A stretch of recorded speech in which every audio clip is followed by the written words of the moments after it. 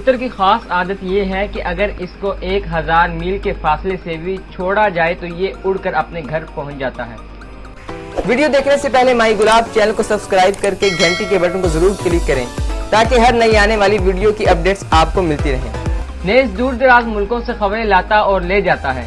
ان نامہ بر کبوتروں میں بعض ایسے بھی ہوتے ہیں جو ایک دن میں 3,000 فرسخ کا فیصلہ طے کر لیتے ہیں، اور یہ بھی دیکھنے میں آیا ہے کہ اگر کبھی کسی کا پالتو کبوتر کہیں اور کسی وجہ سے پکڑا گیا اور 3 سال یا اس سے بھی زیادہ مدت تک اپنے گھر سے غائب رہا، مگر باوجود اس طویل غیر حاضری کے وہ اپنے گھر کو نہیں بھولتا اور اپنی شبات عقل، قوت حافظہ اور کشش گھر پر برابر قائم رہتا ہے، اور جب کبھی اس کو موقع ملتا ہے اڑ کر اپنے گھر آ جاتا ہے۔ ویڈیو کو مکمل دیکھیں، پسند آئے تو لائک ضرور کریں اور کمنٹ سیکشن میں اپنی رائے سے ضرور آگاہ کریں۔ شکار کرنے والے پرندے اس کی گھات میں رہتے ہیں، مگر جس قدر یہ باز سے ڈرتا ہے اتنا کسی دوسرے پرندے سے نہیں ڈرتا۔ حالانکہ اس کی پرواز باز سے کافی تیز ہوتی ہے، لیکن باز کا خوف اس قدر ہوتا ہے کہ اس کو دیکھتے ہی اس کے بازو ڈھیلے ہو جاتے ہیں اور اس طرح مرعوب ہو جاتا ہے جیسے گدھا شیر کے سامنے، بکری بھیڑیے کے سامنے اور چوہا بلی کے سامنے بے حس و حرکت ہو جاتا ہے۔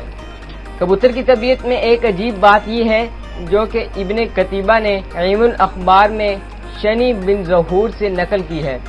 کہتے کہ میں نے مرد اور عورت میں کوئی ایسی خصلت نہیں دیکھی جو کبوتروں میں نہ ہو، چنانچہ میں نے کبوتری کو دیکھا کہ وہ اپنے جوڑے کے نر کے علاوہ کسی دوسرے نر کو جفتی کی قدرت نہیں دیتی اور نہ ہی نر کسی دوسرے کبوتر کی طرف مائل ہوتا ہے۔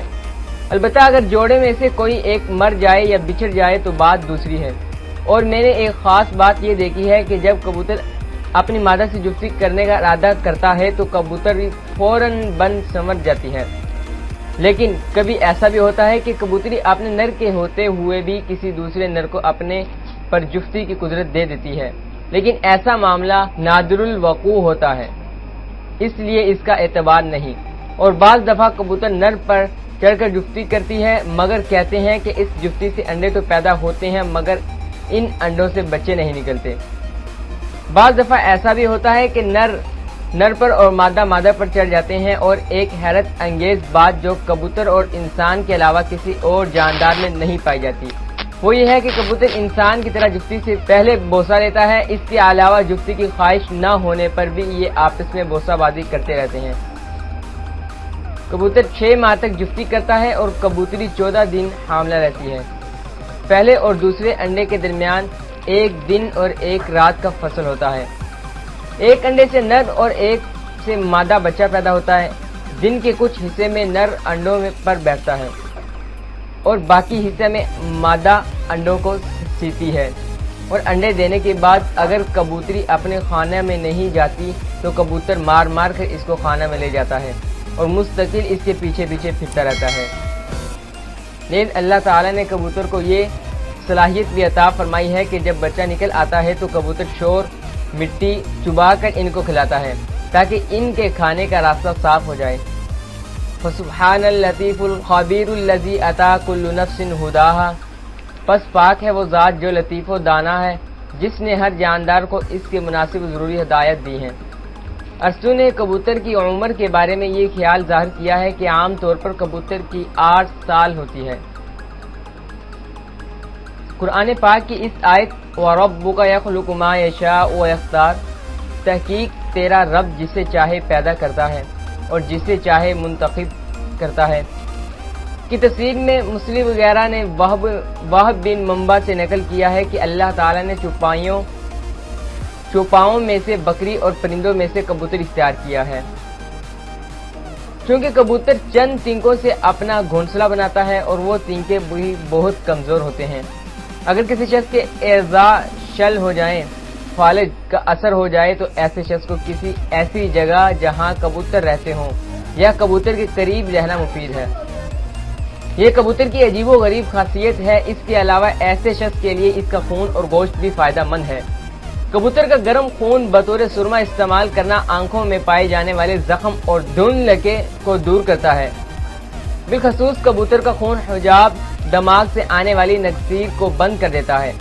कबूतर के खून को जैतून में मिलाकर जले हुए जख्मों पर लगाने से बहुत जल्द आराम हो जाता है और कबूतर की बीट गर्म होती है। बिलखसूस जंगली कबूतर, इसकी बीट की एक अजीब तासीर ये है कि अगर इसको पानी में घोल कर असर पूल का मरीज इस पानी में बैठ जाए तो बहुत ही सेहत बख्श है। असर पूल के लिए ये अमल बहुत आजमोदा और मुजरिब है। किसी पाक और साफ बर्तन पर ये आयत लिख कर और पानी से दहोकर मरीज को पिलाएं तो इंशाअल्लाह फौरन पेशाब हो। इन्नल्लाह ला यगफिरु अन युश्रिका बिही व यगफिरु मा दून ज़ालिक लिमन यशा व मा क़दरुल्लाह हक़्क़ क़द्रि वल अर्ज़ु जमीअन क़ब्ज़तुहु यौमल क़ियामह वस समावातु मत्विय्यातुन बियमीनिहि सुब्हानहु व तआला अम्मा युश्रिकून। मसनफ़ा व शफ़अ अल्लाहु अज़्ज़ा व जल। खुदा ताला शिर्क को माफ़ नहीं करते, शिर्क के अलावा जिसके चाहें गुनाह माफ़ कर दें, और इंसानों ने अल्लाह ताला की अज़मत नहीं पहचानी। हालांकि ज़मीन क़यामत के दिन इसकी मुट्ठी में होगी और आसमान लिपटे हुए कागज़ की तरह इसके दाहिने हाथ में होंगे। खुदा ताला की शान शिर्क से बहुत बुलंद व बाला है। अगर कबूतर की बीट सिरका में मिलाकर इस शख्स के पेट पर लेप कर दिया जाए तो दर्द इस्तिस्का में मुब्तला हो तो इंशाअल्लाह इसको फौरन फायदा होगा। और अगर सुरख कबूतर की बीट 2 दरहम के बकदर लेकर 3 दरहम दार चीनी में मिलाकर किसी चीज यानी पानी वगैरह के साथ पी ली जाए तो पथरी वाले मरीज के लिए नफा बख्श है। कबूतर का गोश्त बेहतरीन होता है और तौलीद मनी और खून में आनत करता है।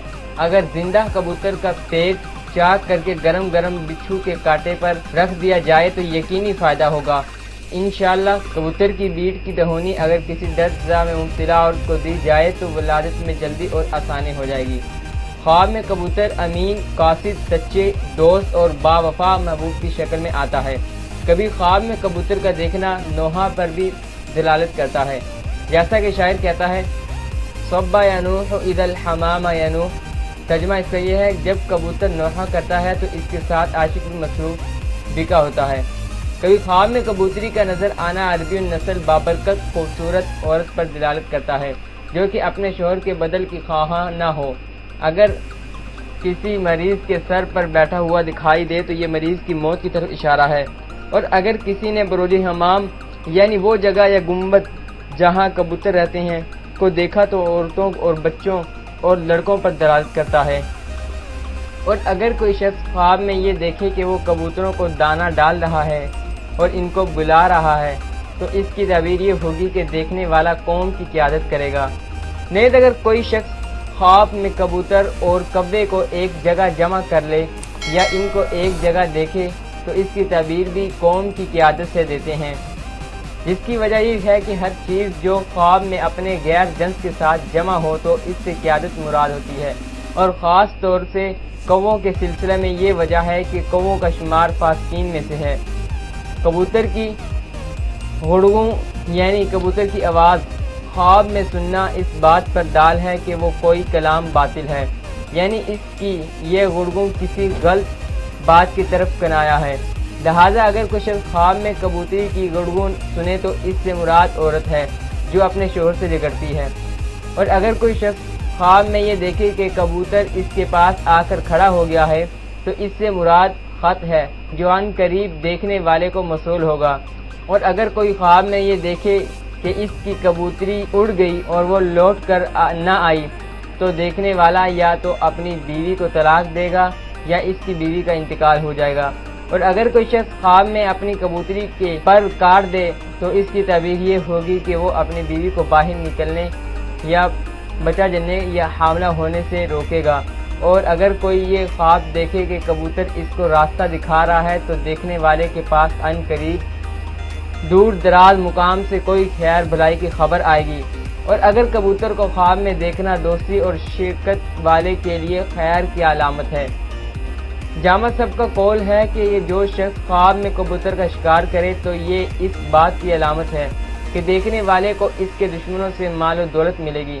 और अगर कोई शख्स ख्वाब में कबूतरी की आंख में नुक्स देखे तो इसकी ताबीर ये है कि इसकी बीवी के दीन और इखलाक में कमी है। इब्नुल मकरी कहते हैं कि ख्वाब में ऐसे जानवर को देखना जो कबूतर की शक्ल में हो تو اس سے مراد شریف النسل شریف القدر ہونا ہے۔ کبھی کبھی خواب میں کبوتر کا آنا کھیل کود مسرت اور دشمن پر غلبہ کی دلالت کرتا ہے، اور کبھی اس سے مراد پاک دامن رازداری اور بچوں پر مہربان بیوی ہوتی ہے، اور کبھی اس سے مراد بہت اولاد والی عورت یا کثیر النسل مرد جو اہل بیت پر مہربان ہو۔